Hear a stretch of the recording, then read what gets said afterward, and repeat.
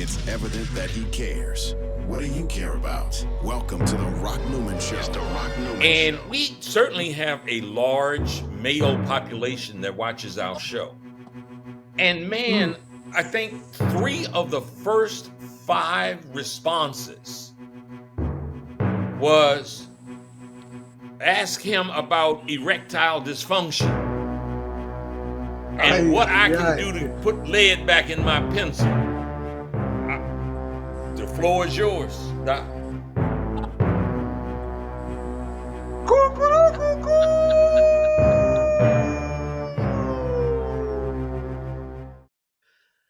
Greetings, beloved.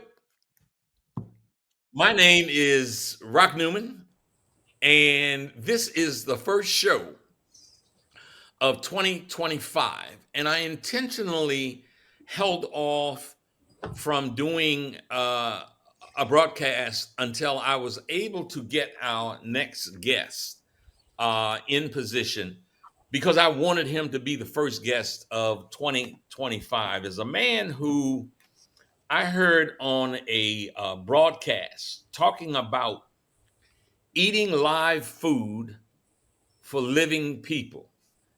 He is indeed a legend. I want to give you, please, the first line in the Oxford Encyclopedia, which states that Dr.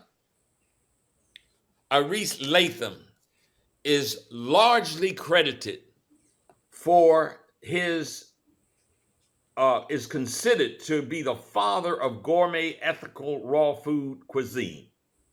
He debuted his raw food creations in 1979 when he started Sunfired Foods, a live food company in Harlem, New York. In the years since, he has trained thousands of raw food chefs and added innumerable recipes to his repertoire. We are killing ourselves with the food we consume. I've been in touch with Dr. LaTham over the course of about 60 days now. And I've dropped approximately 40 pounds and I'm feeling great. This man is being honored, as he should be, literally around the world, especially here in 2025. And I want my audience to keep on watching the Rock Newman Show 2.0. So I'm doing this from a selfish point of view to some extent, because I want y'all to live and not die. I've had too much death in my life, family, and friends lately, and we can trace it. We can trace it to a terrible diet, a satanic diet. And there is no one that I know of who is more prepared and more qualified to talk to all of us about how to eat to live. Dr. LaTham, thank you so much for being my first guest of 2025 here on the Rock Newman Show. Oh, my brother. Man, I'm stepping up. I'm stepping up to the size you just put me in. Thank you so much. It's such an honor. It's a great pleasure, to be here to share with you and our audience today. Bless you, my brother. I want to say to you and to my audience, I saw some video of you going back probably as long as 6 months or so ago. And I just made an assumption, as wrong as it proved to be, that you were in Jamaica. Now, I will say my wife and I have been looking, to find a place out of the country that we might enjoy from time to time. And we ended up finding a place in Panama. So it was to my absolute delight when I found out that you are a Panamanian and that you currently are residing in Panama, as even though you are absolutely a true citizen of the world. So let me start back, way back. Please give us your background because I've heard you pay testament to your mother and your grandmother and what has been the eternal influence that they have had on you. Give us a snapshot of the childhood. Oh, my brother. Well, let me tell you, it all started in 1947, the year of my birth. You know, born here in Panama, which at the time was a U.S. overseas territory. I'm second generation of immigrants that came to Panama. We migrated here. My grandparents came from Jamaica and Barbados. They came during the building of the Panama Canal. We built the Panama Canal. My grandfather built the Panama Canal. And back then it was picks and shovels. We're talking the turn of the 20th century, 1904 to be exact. They migrated, came here looking for that green pasture, those greenbacks on the pasture, but we got silver instead. My grandparents were paid in silver because, it was apartheid back then. It was Jim Crow. And, the white workers that were brought from the US, they were paid in gold, you know. Uh, so, of course, we had a system where, you know, just to go into the basic commissary to buy our foods and, whatever other needs we could afford with silver, we could only go into the silver side of the commissary, the silver door. So there was gold door and the silver door. And bless their soul, it was a wonderful trick that they pulled on us because it did not afford us to be able to eat high on the hog. Mm-hmm. So instead of the pork chops and the ham, we got the shitterlings, the links. Yeah. Yeah, we got the links, we got the pigtail, Mm. we got the tripe, we got the skin and all the ends, odds and ends that were refused. And that was a tremendous blessing because then we were placed in a position where we had to rely on the land. We had to rely on plant food and we had to rely on it being fresh. So growing up with my grandmother who hailed from Barbados, and they had a large family. My grandfather, Joseph Thorpe, was one of the builders of the canal, and we're living there in these projects. I came to find out. We thought they were workers' quarters, but we were living in the projects when I finally moved to Brooklyn in 1964 at the age of 17. My whole life turned around. Here I am in high school, 17, in a whole new world, coming out of the tropical rainforest, inner city, and of course, the food came with that migration. So here I am, eating sloppy Joe and hot dogs and hamburgers. And of course, being in the hood, Bed-Stuy, I was also introduced to soul food, ham hocks, collard greens, you name it, Yeah. sweet potato pie, black eyed peas. Wow, that Mm. was quite a jolt coming out of the bush Yeah. and eating all fresh fruits and vegetable primarily with a little trimmings of, animal, remains from there. So that has defined, pretty much where I am and who I am today. So I had to like really figure this out, and I think I did. And people who know, authorities around the world, health organizations, uh, they certainly know. They certainly pay tribute to you. And I just want to emphasize this to my viewers today. You know, You're talking to and listening to Dr. Latham. And let me make sure I'm saying that name right. Tell Well, me how to say it.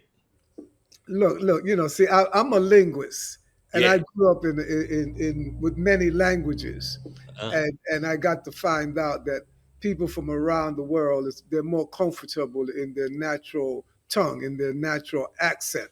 okay. So, so if 7 billion people on the planet have a different way to call me, I would answer to them. Uh-huh. So you tell me what you know me as, what your vibration is, because it's about our reality together. I'm not, hung up on labels. Yeah. So Well, the it's a point I was going to make is, however it's pronounced, right. you are the authority on healthy eating. You know, to hear you, there's so many places. I've got a bunch of notes here. There's so many different places to start. I think what I'd like to do is just,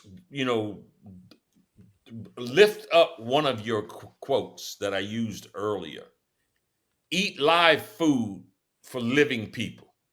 Oh yes. Uh, Explain that to us. Well, of course, life begat life, and as living people, if we consume death, we are what we eat.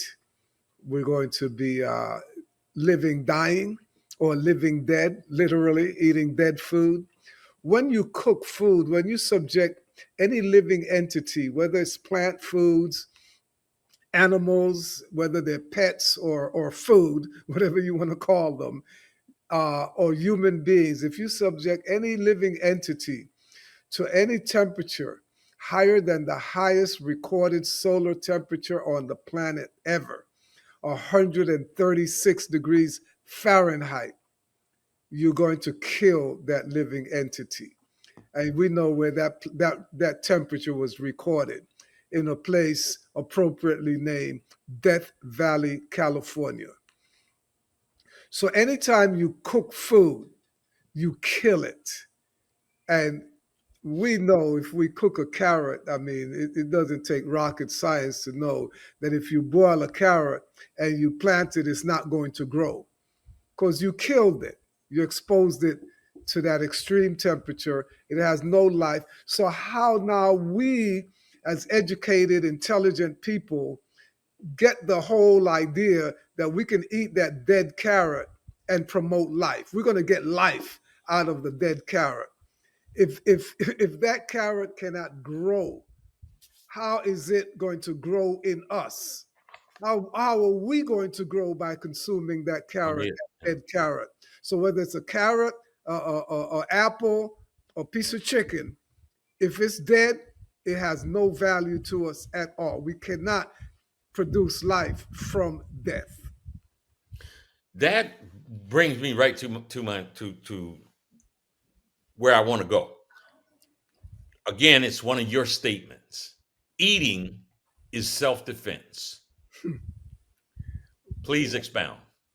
Well, I've been watching this phenomena since the 60s, growing up in inner city Bed-Stuy, and going out to college out in the suburbs, Bayside, New York, out in the, the other side of New York City, where the more affluents live. So I went to college out there, but I'm commuting from inner city, from Bed-Stuy, to go a couple of hours by local transportation to go to school every day. And I noticed that, wow, the foods that we had in our hood back then and the food that I'm seeing up in the supermarkets, the grocery stores, the fruit stands up in the suburbs, it was a different quality. It was a different quality. So, we're talking smack in the middle of the 60s, and we're on the front line. We're on the front line because, number one, the Vietnam War was going on. And that war was about rice. It was a food war. Who was going to control the rice basket of the world?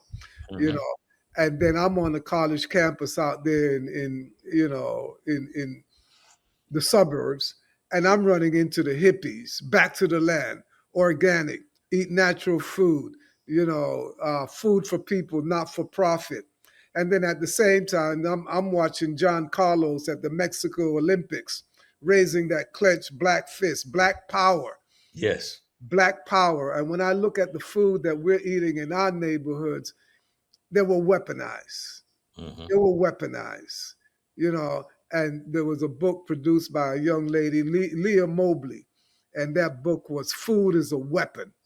And once I started analyzing that and seeing how the disease within my family, within my neighborhood, based on food consumption, arthritis, diabetes. And this was just like the tip of the iceberg back then. We've seen how, you know, now we're talking over 60 something years to see it's gotten completely out of hand globally. There is serious disease pandemic going on. The world is sick. And when we look at what we eat, there it is. The proof is on our plate. Why are we sick? Why are we having diabetes, high blood pressure, and all of these things? The food that we're eating, they're weapons. So now, us as individuals, you know, based on this tremendous movement of over 60 years of really dodging the bullet, trying to figure out what is to eat, what is food, what is not food. I've seen it. It's here. It's loud, it's clear, it's plain. We need to get up and defend our life. Food has been weaponized and it's making us sick. The main cause of most diseases today that we're facing is right on your plate.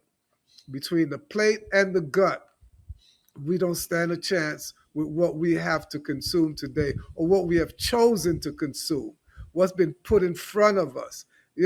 So let's get up, stand up, and defend our life one bite at a time, because every bite matters, because the food has been so weaponized that it's a drug now. We're like dope addicts. And Yeah. look at how sick we are. Yeah. Humanity is sick. We're sicker than ever. There's never been this kind of sickness going on in the history of humankind prior to, these modern days here, since basically the onset of the fast food movement and the chemical food industry. You use the term sick, and I certainly identify with that. I'm going to say through a political prism. For what has happened here in the United States in electoral politics, one asks the question, and folks all over the world say, how could it happen? And when you think about how sick of a society we have become, physically, mentally, psychologically, and spiritually, that the so-called leadership just coming into office is exactly a reputation of that sickness. And brother, my point, and dearly beloved viewers of the Rock Newman Show 2.0, I felt it very important to make sure that you become aware of this man, Dr. Aris LaTham, because he is someone who has committed and dedicated his life to helping us to be healthy and to live. And if ever there was a time that we needed that kind of experience, expertise, and love, it is now. Uh, Brother, one of the things I would like to do is to run through some names names and have you to respond. And the first name is Dr. Alvina Fulton from Chicago. Dr. Alvina Fulton, my queen. We're talking the queen of vegetarian soul. You know, I remember the 60s. You know, one thing that's interesting, when I got into to high school in Brooklyn in 1964, after being out of school in Panama, I dropped out in the 7th grade. So I was out of school for about 3 years or so. And when I got to Brooklyn, I had to go to school. They put me in the 9th grade. And you know, in the 9th grade back then, in English class, they had me reading a book on a literature book, you know, in my English class. And this book was a book by Dick Gregory, Up From Nigger, Yeah, in high school in yeah. 1967, you know, in Brooklyn. And then, you know, so I started following this guy, you know, the stand-up comedian, and saw him blow up to 300 pounds, you know. And then, you know, when I became a vegetarian in 1970, right there about, I'm seeing this brother uh, being brought down from 300 pounds to 98 pounds by Dr. Alvina Fulton. So that's why I call her the queen of soul, vegetarian soul food, you know.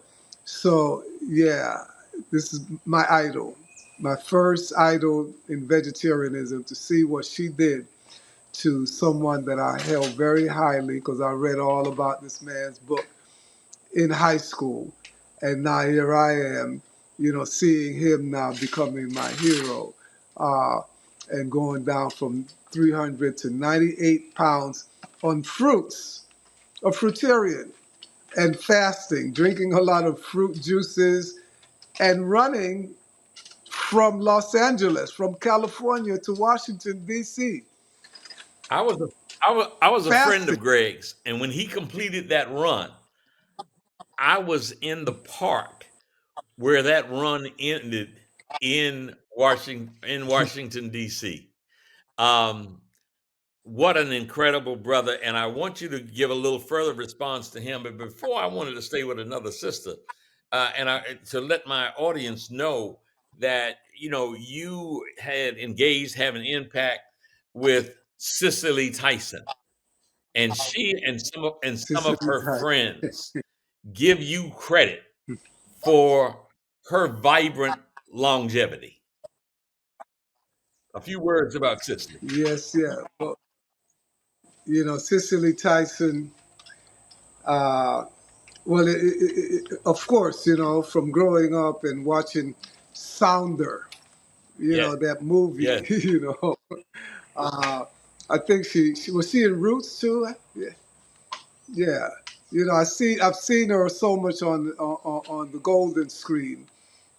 And then uh, in, I believe it was around 1980, yeah, 1984, our path crossed, you know, at a Whole Life Expo in New York, you know, and then, you know, it was just by coincidence. And she had some food went on, and then, but later on, again, 10 years later, you know, at another health expo, you know, and this is after I met her directly, you know, at one of the expos through Dick Gregory, you know, and she decided to come to study with me. In 1999, Cicely Tyson signed up to my Sunfired Raw Food Certifications course and became my student. What an honor to be able to actually school someone of that level. For me, Cicely Tyson, she's been the longest, she was or has been, and probably still is on record to be the longest living vegan in modern time, or vegetarian in modern time. She was over 60 plus years, of eating all plant foods. And for her to go raw, studying with me in 1999, it was quite an experience, It was quite an experience having her at my place in Brooklyn. And one thing I had to do, otherwise I would have lost her first day of the program. I had to stop the cameras. She could not be filmed. Uh-huh.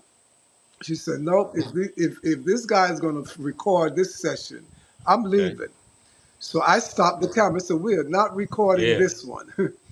So, and then since then, for about a good year and a half, I was shipping her food all over the U.S. Everywhere she went, we were sending food for her 3-4 times a week through, Express, Mm. Air Express. And yeah, so when I met up with her finally again in around 2013, somewhere around that era, and she was in on Broadway. Uh, yeah, so she was a trip to Bountiful on that Broadway show, and she invited me backstage, and I took my brother with me, Stanley Banks. Stanley Banks, George Benson's bass player, and we went, and because he was one of my students as well. And he was the one who pulled it to me and let me know that Sicily Tyson was in the room that day. So anyway, when she invited us backstage that night and introduced me to the audience, her special guest backstage, she said, I want you to meet Dr. Aris, the god of food. My goodness. To get that accolade, that sort of respect from someone like Cicely Tyson, who I admired so much, it really made me know where I really stood. And this is, when I add that up to the quote that Dick Gregory shared about me in actually 1984 at a big expo, Dick Gregory said, if God was to come back to this planet, I would look for sun-fired foods because this food is exactly what godliness is about. That's right. So take it from my two big heroes, two great people that really, put their stamp on the vibrancy, the sacredness of sun-fired cuisine. Doc, we took this interview very seriously, and did some put a microscope on you and your background and your history.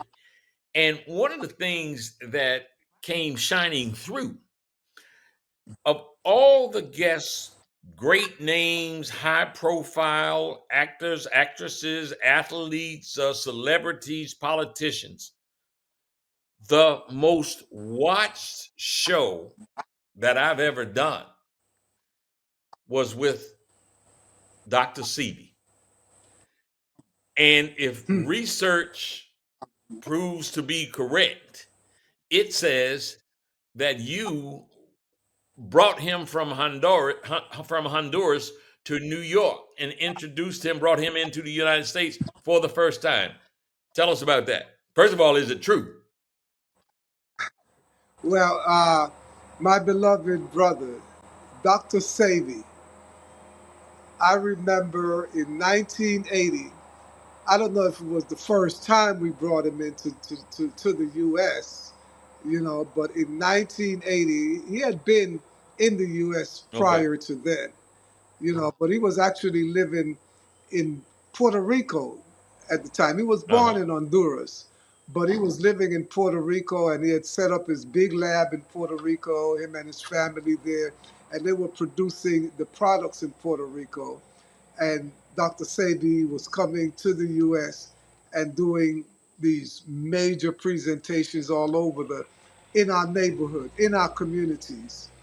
So in 1980, me and an organization that I was a part of, the African Holistic Network, with Sister Daya Kwanda and John Harris, the three of us, we brought Dr. Sebi to Harlem, New York in 1980, and we found the highest place that we could put him on the biggest stage.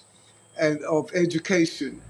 This is a brother who, who built his fame on not having gone to No school. formal education, right? So we Right. took him to the highest seat of knowledge in Harlem, Columbia Yeah. University. And this was his first major U.S. appearance, major, at a big institution like Columbia University. And it was tremendous, and we really locked it tight ever since then. And even up to now, Dr. Sebi's spirit live on, not just in his family, in our community, and also, I'm keeping it, through my work, which is what I deal with, what I call the electromagnetic energies of plant food, the electrical and the magnetic energy. And to see Dr. Sebi added to his herbal repertoire, the food repertoire, and started calling out, the acid foods, the hybrid foods. So yeah, it's been an honor to be able to sit with a master like Dr. Sebi at the same platform on the same table and share our information together You with our know, family. the person very much responsible for us being able to meet, the two of us, is in Ghana these days. Dr. Sarita, New Earth Health Oh Food yes, in Ghana. And so there's so many I could yes. talk about, but the last person I want to talk to is a master. I talk about is a master healer. He had holistic cures. Dr. Paul Goss, Dr. Sharita's daddy. Can you please give us some reflection on Dr. Dr. Paul Sharita's Goss from Compton, California? Dr. Paul Goss from Compton, California. Yes, Dr. Sharita Yazid, his daughter, who is carrying the torch of New Body Products. This is an African owned herbal product line that is still sold through the grapevine, multi-level marketing, and she's heading it up in Ghana. I just recently came back from Ghana a couple of weeks ago, where I was featured with her in her program, her establishment, to promote more life through real food. And but her father, I go back with her father, Dr. Paul Goss. I was introduced to him by his illustrious student, which I must always acknowledge, my brother Sunshine out of Houston, Texas. Our ancestor now as well. Both of them are sitting, at the table, with our great ancestors who have brought and opened up paved the way for many of us today in this world through food, herb, and wellness healing through what's on our plate, and really just challenging this disease culture. So Dr. Paul Goss, with his place in Arizona, a cactus farm where he produced cactus juice. And I remember my first retreat that I did, out there at his place with Dr. Laila Africa and, some other great healers. It really brought me into the circle with the people who I give a lot of credit for paving the way for us, especially again Dr. Paul Goss and Dr. Africa. It's been tremendous to be part of that network, part of that circle, and to be able to bridge the gap now with our millennials, with our new generations. So we got the old school, and I'm keeping up with the new school, Speak. so it's amazing, to be on time, continuously on time. Some people say, oh man, you've been ahead of your Yeah. time. Oh no, I've been on time. Maybe some of these people are Yeah. late, Well, but I'm still relevant, and this is what it's all about. It's about food and what's on our plate. I come from a history of personal involvement in athletics and sports, and it's kind of in my DNA. So, seeing people accomplish things physically and great feats is perhaps I should be more sophisticated and mature, but I'm still attracted to that kind of behavior. And I've been looking at you. I've been looking at some of your videos, and I was like, man, this brother is making a whole lot of sense. And then I saw a video. I think it was from just a couple of years or so ago. When I'm gonna say it this way: your ass was climbing a coconut tree like like you were climbing you were climbing that coconut tree like it's been something you've been doing all your life. And I was like, here's a brother who's 5 years older than me, and if I go up the steps, I'm apt to trip. And here is a man that's climbing a coconut tree, it seemed effortlessly. So, you know, that showed a certain physical prowess in your 70s that was, that was mind-blowing to me. Now, I say that, and then I look at, you haven't had a drink of tap water or bottled water for how many years now? It's about a good solid 45 Okay, years now. so I told a couple of people I was having you on, and I told them about some of your background, and they were like, "Man, how's somebody going to exist and not drink any water for 45 or 50 years?" And I showed them, not only did you exist, I showed them you climbing that coconut tree. And they said, "Are you sure that ain't some AI doctored stuff in this new day?" I was like, "Man, this stuff is real." There were other people there to witness it. So tell us, if you haven't had water, which there is a tremendous marketing and promotion propaganda that tells you got to drink 8, 10 glasses of water, drink 64 ounces of water every day. Please tell us about your thoughts about all of that. Well, well, let me tell you something. Well, first of all, let me show you something. Okay, so I'm on my high stool here, and I'm stooped Oh down. my God. Here's me Oh standing up. Lord. I'm stooped down on my high stool right here. So I got knees, I got hips, and I can come up and go down easy. So here it is. Yeah, I'm gonna sit down low right here, right on my countertop.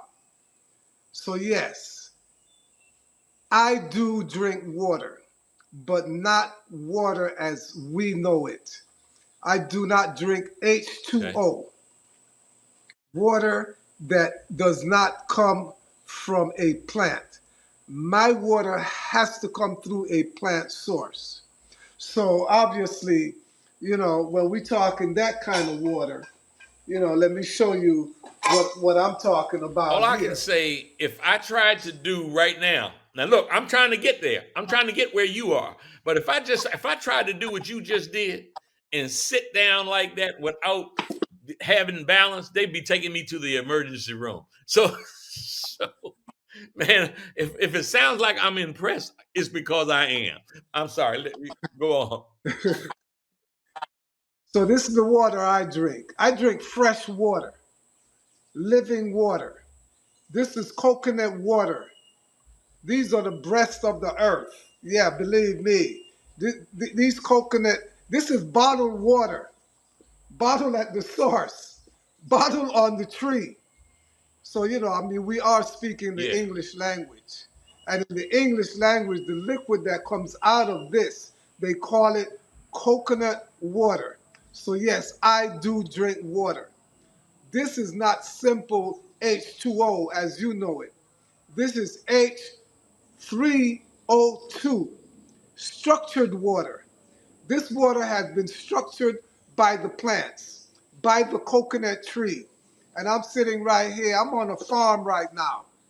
And this farm has 39,000 Oh my God. coconut trees. So I- look, Is that yeah, I got my is juices that the lined place up. in Portobello, Panama? This is it. Yes. Here's my coconut water. This is what I do. I get it out of here. I bottle it up here, and I'm drinking coconut water. So also, what I got in my glass, you saw me Yeah. sipping on this glass. This is pineapple water. So with language and semantics, because we call it juice, pineapple juice, some people get lost Yeah. and dizzy Yeah. and giddy when I tell them this is Yeah. pineapple water. And they're telling me, no, you need water. You can't just drink this. I drink pineapple water. I drink watermelon. Have you heard of that, people? Have you heard of something All called I know is I watermelon? saw a video of you, maybe it was like a week or so ago, where you had coconut water, which I've started to go. I drive about 20 miles from where I live and get fresh coconut water. And then I saw you mix some watermelon juice in that coconut water. And brother, let me tell you, all of my friends and family know I am a watermelon fiend. And mixing those two Yes. drinks together, man, I swear to God, that was nectar from the gods. Well, look, watermelon, as the word says, it's water. It's melon flavored water. So when we grab a watermelon, we're actually grabbing a bottle of water. It's 99% water. So when I eat my watermelon, I'm actually drinking water. I'm drinking melon flavored water. So let's get this straight. My water has to be filtered by a plant. The water that other people are talking about, what I call this blank, empty, nothing water, is just water that they collect from the earth, whether it's from a spring, from a well, from a tap water, or even recycled toilet water that they purify and clean up and put it in a bottle for us and sell us this processed water, or they put it through an alkaline machine or a distilled machine or reverse osmosis. They cannot equate the work of the sun and the plants and planet Earth to make that water living like this with the minerals, with the vitamins, everything in an organic form that we can utilize. So yeah, no, I don't drink blank, empty, nothing water. I don't want to hydrate myself with something that's going to dilute my life. Water dilutes everything it comes in contact with. And when someone, I guess I'm gonna have to call that person my enemy, tell me to drink 8 glasses of water a day, you telling me to dilute my life. Come on, there's a war out here. There's a war. And I'm not going to be doing that to myself. I want maximum value from my water. I want water with vitamin C, with digestive enzyme, with pigmentation. Look, red, green, orange, yellow. Give me some water that's got value to it and not just a blank, empty, nothing water. When that watermelon vine runs, and the root of that watermelon vine goes down into the earth and it taps into an underground spring, and that watermelon vine becomes a water hose, and the sun pumps that water from that spring and bottle it in these beautiful hermetically sealed biodegradable watermelon watermelon bottle.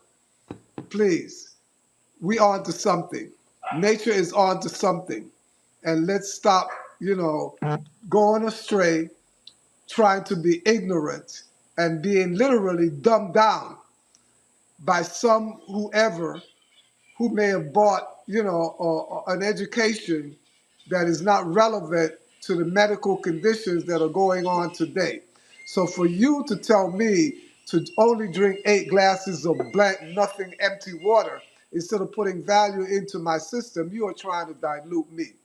And I'm not to be diluted. I want full life, full strength, full energy. And that's why at 78, yeah, I can bend my knees and I don't need a cartilage in my knee, or I don't need hip replacements or anything like that, because besides not drinking water, there are other things that I do not do to really defend and protect my life. because I am not sick and I refuse to be sick because I've come to figure out that being sick is not part of living and I'm not signing up to that. And anything that was on my plate that made me sick, I got rid of it. And this is the message I'm here to share with you today, family. You don't have to be sick. Let's detox the I plate. think that message, Doc, in spite of the incredible avalanche of, again, I'm going to use that word, propaganda and marketing and sales tools, advertising that's making everybody in the world sick.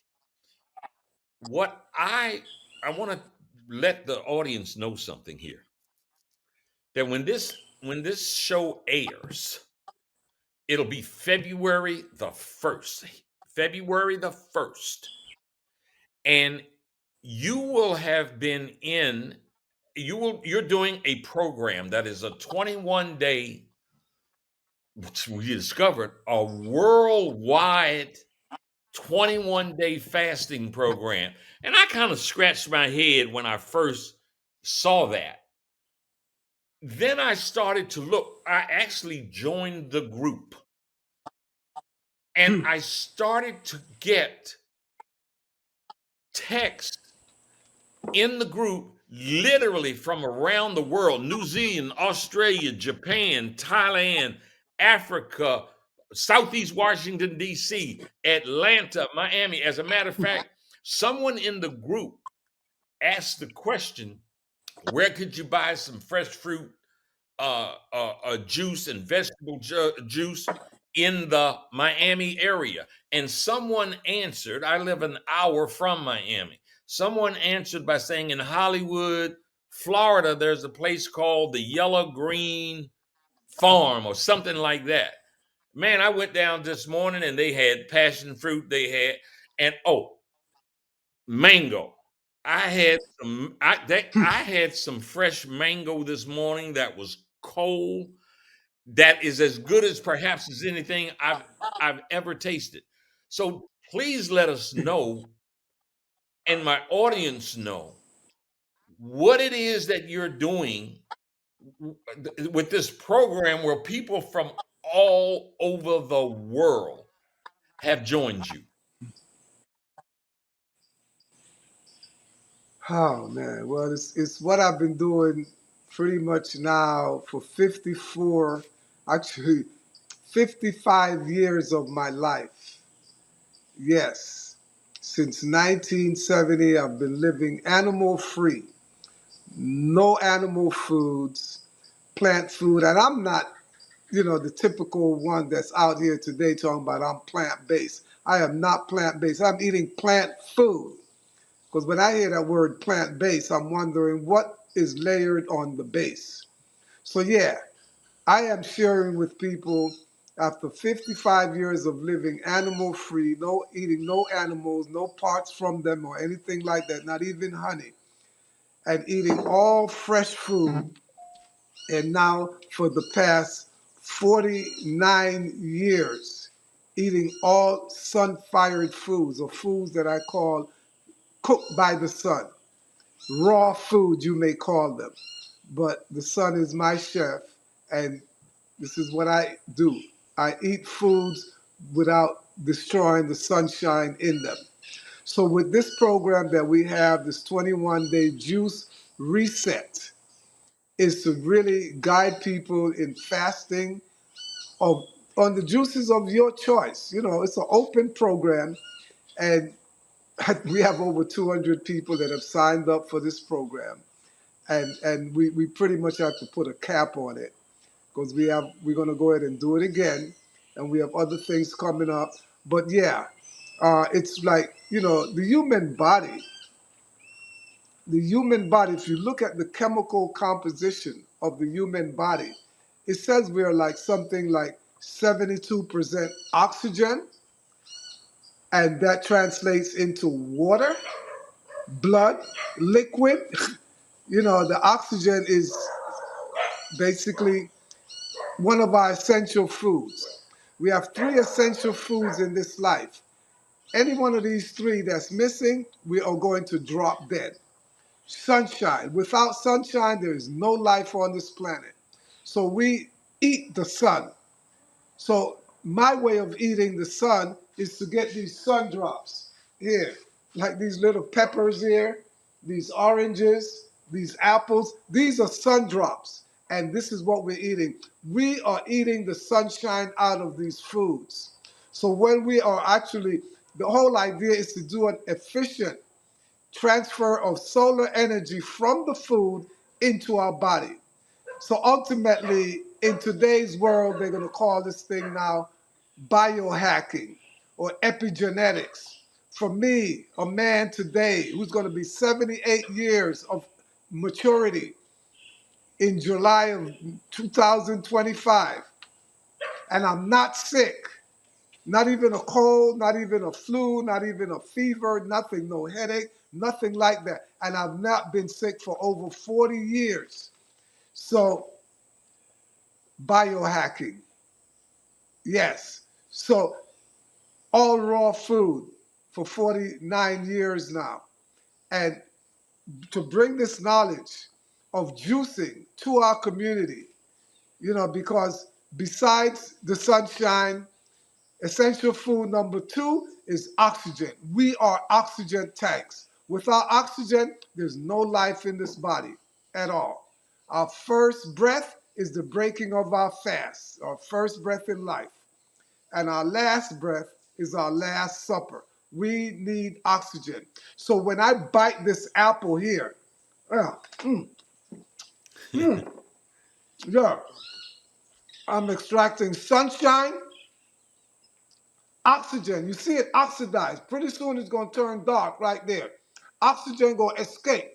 I want that oxygen going into my system, exploding into my system, filling up my oxygen tank. And when I juice this apple, I get a glass of apple water. Living water. So sunshine, oxygen, and living water, the 3 essential foods in this life. So I am going to pack my body with living water, not just from apples, from pineapple, but from lettuce, cucumber, orange, spinach, collard green, water. Yes, this is what we're talking about. Parsley water, sweet pepper water, bell pepper water, tomato water, even the water from the hot pepper. You got an issue and you want to burn it out? Some pepper juice. That's how if you're that toxic, this is how strong you need. Here, I got my juices here. This one here. You know what this is? This is ginger juice. Let me show you something. I juiced this ginger 2 days ago. And this is like 3 pounds of ginger. I put a little coconut water in it so it can blend. I put it in the blender, blended it, pressed it out with my Sunfired press bag. And here, this is what I got. Ginger juice. After sitting for 3 days, you see the bottom of this? Here. You see that? That's starch. That's ginger starch. That's settled at the bottom. Just like the starch in your potato, in your rice, your macaroni. There goes your knees. There goes your hip. Hardened with starch, arthritis. This is how it happens. But this ginger is what's going to bail you out. You want to drink this ginger water. And it's going to go in there and it's going to tear up, rip apart, crush the cement, the calcification of all of the dried out mac and cheese and potato salad, bread, rice, cake, pudding, cornmeal porridge, somebody's Captain something cereal or whatever it is we eating. We need to come on back home. That Water, takes me right to a comment I heard you make to say be your own doctor. And you met before we came on the show here, my partner and producer, Avis. And Avis Avis sent out a questionnaire before the show, as he does from time to time, to say to some of our viewers, what would you are most like to ask Dr. Latham about. And we certainly have a large male population that watches our show. And Mm. man, I think 3 of the first 5 responses was ask him about erectile dysfunction and Ay, what I ay, can ay. do to put lead back in my pencil. I, the floor is yours, Doc.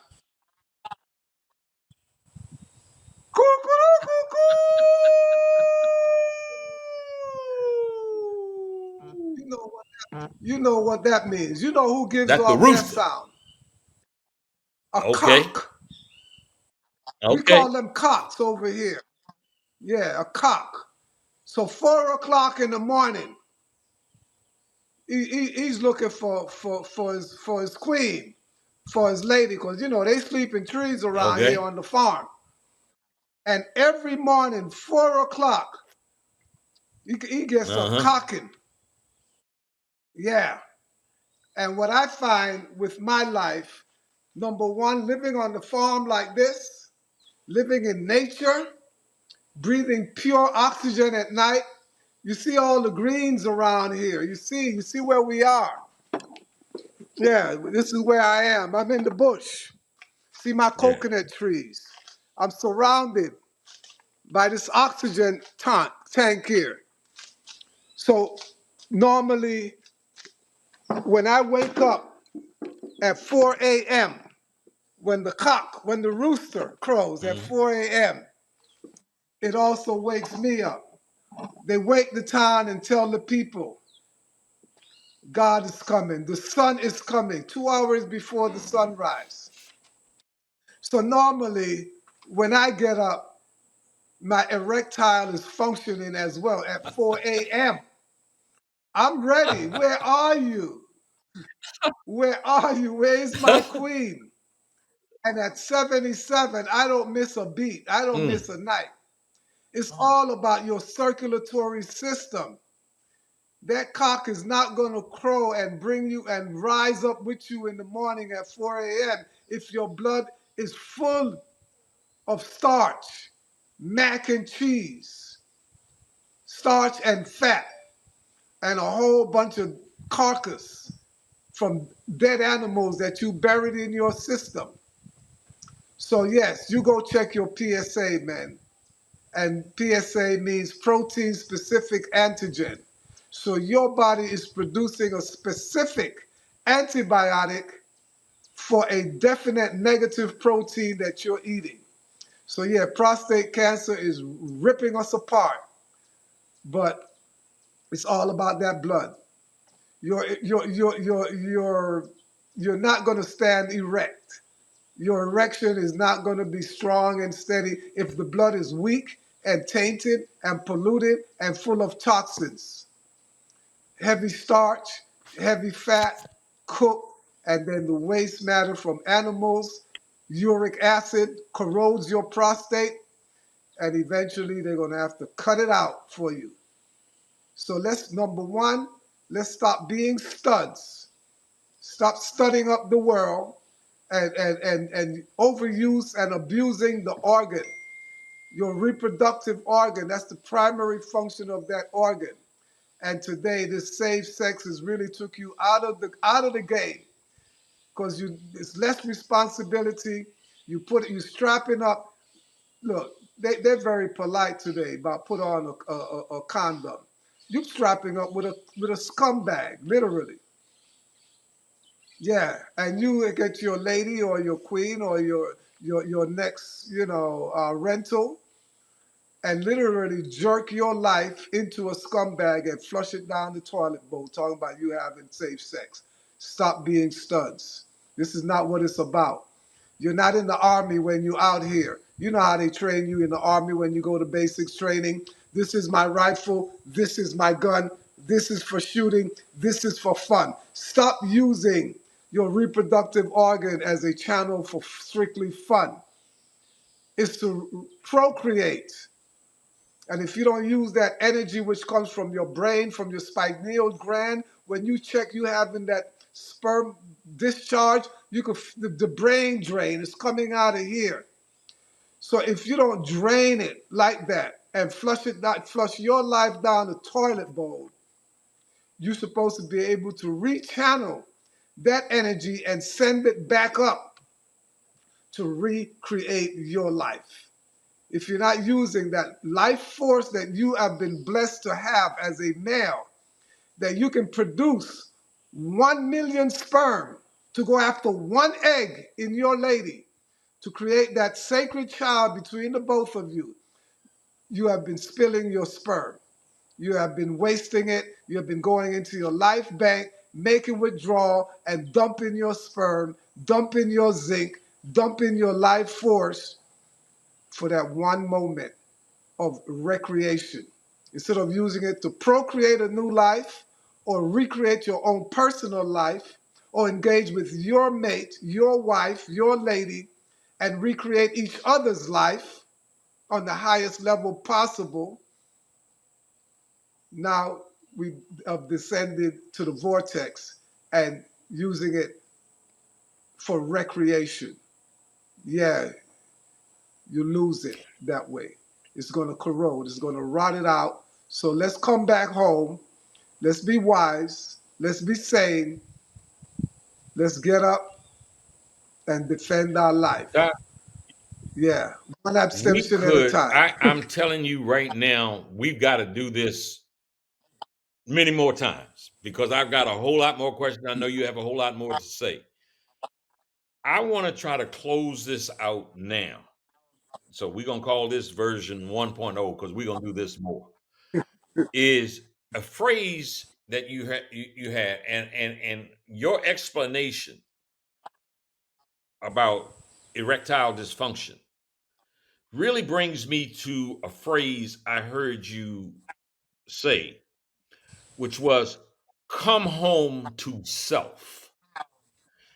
Mm, And I would like, as we wrap this mm. up, for you to explain what that means. Come home to self as we wrap the show up today. What it means to me, life as it's been handed to us through the grace of our parents, him and her came together to bring this sacred moment of, that egg choosing the one in a million to bless our being, our existence on this planet, and for us to squander it, to have our turn to develop that Christ energy in us, that crisp energy in us, that holy energy in us, sharpening our crystal ball, our brain, so that today, me sitting here at 77, I am in my prime.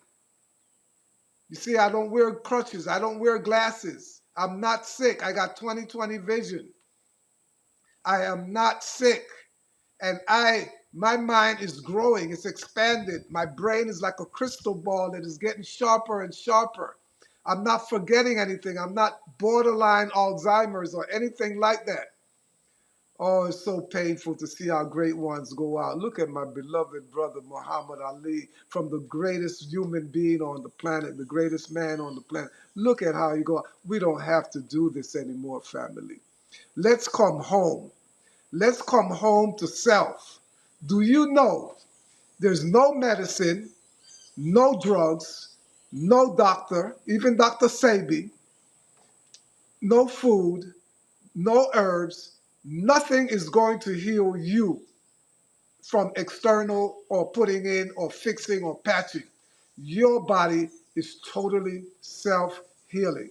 This is my belief. This is my foundation. And this is how I've been living my life to be disease-free. The body has the capacity to heal itself like no other system can do for it. So get in touch with your body. Know the power within you. You can remake that body. you can take it back to factory setting. Yeah, the same way you can empty the hard drive, wipe out the programming in your computer. You can wipe it out in your body and reprogram that body. And gee, you can just order a new one. I can help you take 7 years and just build you a brand new damn body. This is what we're talking about. We're talking taking it to the highest level possible. Ultimately, we're talking taking on the responsibility of helping God. God thyself, my brother, my sister, you're looking over you, you're watching over you 24/7, and you can't lie to yourself. You can't say, no, I'm going to repent and beg forgiveness. No, because you've been on the scene and you saw it and you knew when you were eating the wrong stuff. You know that you sneeze, you know that you fart, you know that you cough, and you got those signals and you ignore them. So you got to face it now. And you're knocking on heaven's door, getting sick. So let's come back home and let's enjoy this moment here on earth. It's our turn now to live our life in glory in a brilliant way that we can contribute to humanity and stop the insanity. Let's heal thyself, family. You got the power. So it's about my plate. Follow the foundation laid down by even the USDA, Department of Agriculture Food Guideline, that was done recently by, one of our greatest that sat in the house, and change the pyramid and look at my plate. Just start off with that as a foundation, please. Go to your authorities before they changed it. They might change it this year. Who knows what may happen over there. But adapt to, the original, natural, and best food that your body was designed to function off of. So just because you can roast a chicken, boil it, barbecue it, jerk it, it does not make it food. Because you can take corn and potato and rice and boil them and pump water into them. You make them edible, but they're still not food. They're still complicated, complex carbohydrate that now you need to get up off your butt and get busy and make sugar from all of that heavy starch that you've been eating. So let's make peace with our plate and let's detox the plate. This is the beginning. Brother, thank you so much for blessing the Rock Newman Show 2.0 today, the first day of Black History Month. I could not All right. think of a better guest to have to kick off this month with your efforts to try to keep us alive and healthy. Look, before I go, how do people get in touch with you? How do people get in touch and become a part of your journey and your desire to spread the word of good health? Look, I've been in this, I've been a little selfish, so I'm not that easy to come about, because especially now, I got a Yeah. life to live, and I'm not on a mission because, again, I can't heal you. You got to heal yourself. So I can give you keys, I can give you techniques, tips, and, these kinds of things to help you unlock what's inside of you. So you can just write me at my email address, Sunfired, Sunfired, sunfired@sunfired.com. That's my email address. Drop me a note there and let's see where we go from here. But, I receive a limited number of students and I have a very extensive travel schedule for this year. Already have 10 countries lined up that I have to travel to, and I'm already booked for the first quarter of 2026 as well. So give me a little space, a little time, and you're going to be able to reach me online, sunfired.com. I'm going to be teaching online, but receiving people in person You know, it's another world. But my book is coming out soon, and I'm going to list a handful of retreats that I'll be hosting this year. It's only going to be about 6 of them. So when you see the list comes out, you need to get on it. So sunfired.com will be the place for you to find all of this information where you can come on home to self. We'll share the keys with God you. bless you, brother. I look so much forward to seeing you when we come to Panama. Looking forward to sharing with you, my brother, because you know the word is out, family. It's not the food in your life, but the actual life in your food that nourishes. Let's make every bite count, you know, and let's not come in and detox to retox. We need to do this one time and keep on moving. Heaven is the limit. Bless up. Family, my producer is screaming at me and telling me to make sure that I ask that you subscribe, that you share, you give us a thumbs up, so that we can keep doing what we try to do, which is to bring these life-giving, enlightening messages here on the Rock Newman Show 2.0. Go in peace, go in health. God bless you until I come to you again. Thank you.